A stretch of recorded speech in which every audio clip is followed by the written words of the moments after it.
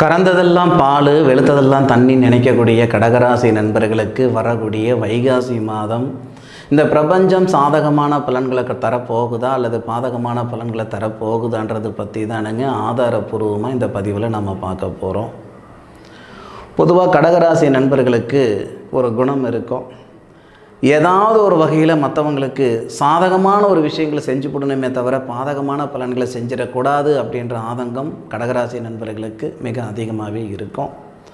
சொந்தம் பந்தம் அண்ணன் தம்பி அக்கா தங்கச்சி மாமா மச்சான் 1000 பேர் இருந்தாலும் தானாக கையை ஊனி கரணம் போட்டு சின்னப்பட்டு சிரமப்பட்டு வரவங்க தான் இந்த கடகராசி நண்பர்கள்.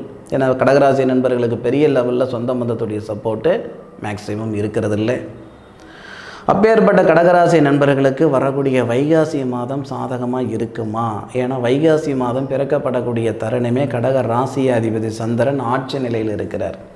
வைகாசி மாதம் 1ஆம் தேதி செவ்வாய்க்கிழமை கடகராசிக்கு 10வது பாவகத்துக்கு அதிபதி தொழில் ஸ்தானாதிபதினு சொல்லக்கூடிய செவ்வாவுடைய நாளில்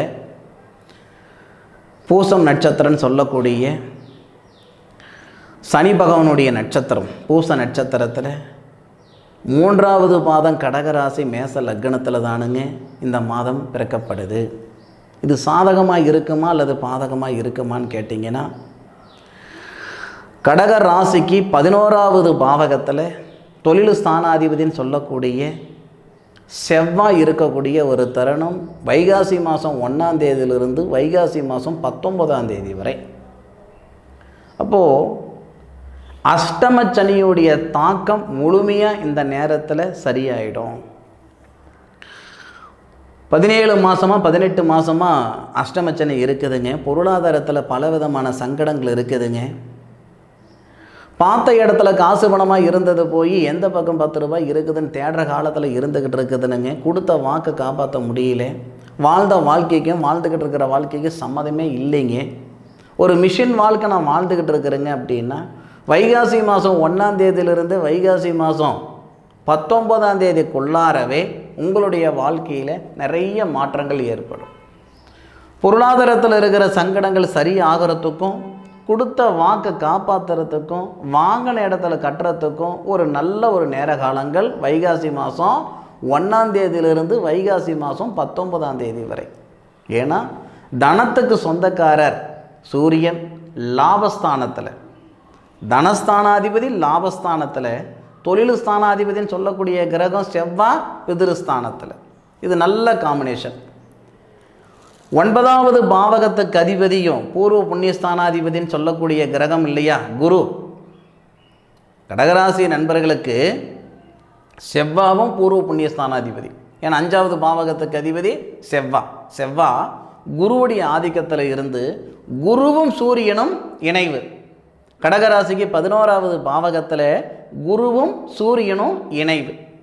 இந்த இணைவு உங்களுடைய ராசிக்கு 5வது பாவகத்தை பார்ப்பார். குரு பகவானுடைய பார்வையும் அதுபோக சூரிய பகவானுடைய பார்வையும் 5வது பாவகத்தில் படுவதால் பொருளாதாரத்தில் இருக்கிற சங்கடங்கள் சரியாகிறதுக்கும் மனசில் நிம்மதி நிறைவு ஏற்படுறதுக்கும் முக்கியமாக புத்திர செல்வம் பெருகிறதுக்கும் புத்திர பாக்கியத்தில் இருக்கக்கூடிய அந்த சங்கடங்கள் நீங்கிறதுக்கு உண்டான தருணமாக இந்த பிரபஞ்சம் தரப்போகிறாரு. இந்த தருணத்தில் ஏன்னா குரு பகவான் அப்படின்றவர் புத்திரக்காரகன், செவ்வாய் அப்படின்றவர் புத்திர ஸ்தானாதிபதி. வைகாசி 19ஆம் தேதி செவ்வாய் 10வது பாவகத்துக்கு வந்துடுவார். 9வது கட்டத்திலிருந்து 10வது கட்டத்துக்கு தன்னுடைய சொந்த வீட்டுக்கு வராரு செவ்வாவுடைய பார்வை 4வது பார்வையாக உங்கள் ராசியும் பார்ப்பார். 8வது பார்வையாக உங்கள் ராசிக்கு 5வது பாவகத்தையும் பார்க்குறாரு. 7வது பார்வையாக உங்கள் ராசிக்கு 4வது பாவகத்தையும் பார்க்குறாரு. செவ்வாவுடைய பார்வை 19ஆம் தேதியிலிருந்து 100% உங்களுக்கு சாதகமாக இருக்கும். நீங்கள் எந்த ஊரில் இருந்தாலும் சரி, எந்த நிலைமையில் இருந்தாலும் சரி, வர்ற வைகாசி மாதம் ஆனந்தமான வாழ்க்கை அனுபவிக்க போகிறீங்கன்றதில் மாற்று கருத்து இல்லை. வைகாசி 1ஆம் தேதியிலிருந்து 19ஆம் தேதிக்குள்ளாரவே ஒரு சில நண்பர்களுக்கு சாதகமான நேரம். ஆனாலும் ஒரு சிலருக்கு வைகாசி 19லிருந்து வைகாசி 32ஆம் தேதி வரைக்கும் தான் சாதகமான நேரமாக இருக்கும். எது எப்படி இருந்தாலும் இந்த 32 நாட்களில் மிகப்பெரிய மாற்றங்கள், மிகப்பெரிய மாறுதல் கடகராசி நண்பர்களுக்கு வரப்போகுதுன்றதில் இதில் மாற்று கருத்தே கிடையாது. அதுவும் பூசம் நட்சத்திரத்தில் பிறந்த நண்பர்கள் தான் கொடுத்த வாக்கை சரியான முறையில் காப்பாற்றுறதுக்கு உண்டான மிக சிறந்த ஒரு தருணம் இந்த தருணம். எவ்வளோ கர்மாவாக இருந்தாலும் சரிங்க, உங்களுடைய முன்னோர்கள் செய்த ஒரு கர்மாவாக இருந்தாலும் சரி, அல்லது நீங்கள் வேறு வழி இல்லாமல் செஞ்சுக்கிட்ட ஒரு கர்மாவாக இருந்தாலும் சரி, உங்களுடைய கர்மாவை சரிப்படுத்திக்கிறதுக்கு உண்டான மிக சிறந்த நேரம் வைகாசி 19 வைகாசி 32 வரை. ஏன்னா பூர்வ புண்ணிய ஸ்தானாதிபதினு சொல்லக்கூடிய செவ்வாய், தொழில் ஸ்தானாதிபதினு சொல்லக்கூடிய செவ்வாய் கேதுவுடைய சாரத்தில் இருந்து, ஞானகாரகன் கேது, அந்த கேது சரஸ்வதி பிறந்த நட்சத்திரமான அசுவினி நட்சத்திரத்தில் இருந்து உங்களுடைய ராசியை பார்க்கக்கூடிய தருணத்தில் நீங்கள் செய்யக்கூடிய செயல்களால் உங்களுடைய கர்மா நீங்கும். எல்லாமே நம்ம புண்ணியமான செயலே செய்துக்கிட்டு இருக்கிறோம் அப்படின்னு சொல்லிட முடியாது இல்லையா? ஏதோ நமக்கு தெரிஞ்சோ தெரியாமலையோ ஒருத்தருடைய பாவகத்துக்கு நம்ம ஆளாகிற மாதிரி ஒரு சூழ்நிலைகளை கொடுத்துருக்கோம். அப்போது அந்த தப்பை திருத்திக்கிறதுக்கு உண்டான தருணத்தை இந்த பிரபஞ்சம் கொடுக்கும் பாருங்கள், எல்லா நேரமும் கொடுக்காது. அப்போ கடகராசி நண்பர்களுக்கு 19ஆம் தேதியிலிருந்து 32ஆம் தேதி வரைக்கும் இந்த பிரபஞ்சம் தரக்கூடிய தருணம் தான் கர்மாவை நீக்கக்கூடிய தருணம். கர்மாவை தான் செய்த கர்மாவாக இருந்தாலும் சரி, முன்னோர்களுடைய சாபமாக இருந்தாலும் சரி, அதிலிருந்து விடுபடுறதுக்கு உண்டான ஒரு நேர காலங்கள். அதுபோக அஷ்டமச்சனியால் தொழில் ரீதியாக பாதிக்கப்பட்டவங்களோ அல்லது கணவன் மனைவிக்குள்ளே இருக்கிற சங்கடங்கள் அதிகமாக இருக்கிற நண்பர்களாக இருந்தாலும் சரி, வர்ற 18ஆம் தேதியிலேருந்தே உங்களுக்கு யோகத்தை கொடுத்துரும். புதன் அப்படின்னு சொல்லக்கூடிய கிரகம் உங்கள் ராசிக்கு 11ஆவது பாவகத்துக்கு வராரு. புதன் யாருன்னு கேட்டிங்கன்னா, கடகராசிக்கு 12ஆவது பாவகத்துக்கு அதிபதி, கடகராசிக்கு 3ஆவது பாவகத்துக்கு அதிபதி. 18ஆம் தேதி உங்களுடைய ராசிக்கு 11ஆவது பாவகத்தில் லாபஸ்தானத்தில் தனஸ்தானாதிபதியோடு சேர்ந்து புதனாதித்ய யோகம். அப்போ புதனாதித்ய யோகம் வருது கடகராசி நண்பர்களுக்கு லாபஸ்தானத்தில் 18ஆம் தேதி. அந்த 18ஆம் தேதியே பார்த்தீங்கன்னா லாபஸ்தானத்தில் 4 கிரகங்கள் இருக்கும். சூரியன் இருப்பார், குரு இருப்பார், சுக்கிரன் இருப்பார், புதன் இருப்பார்.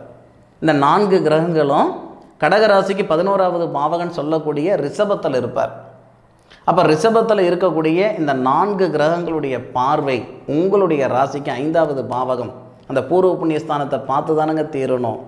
அப்படி பார்க்கும்போது அந்த பூர்வ புண்ணியஸ்தானத்தில் இருக்கிற சங்கடங்கள் முழுமையாக அடிபடணும் இல்லையா, நீங்கணும் இல்லையா, மீண்டும் இந்த மாதிரி ஒரு அமைப்பு எப்போ வரும் தெரியுங்களா?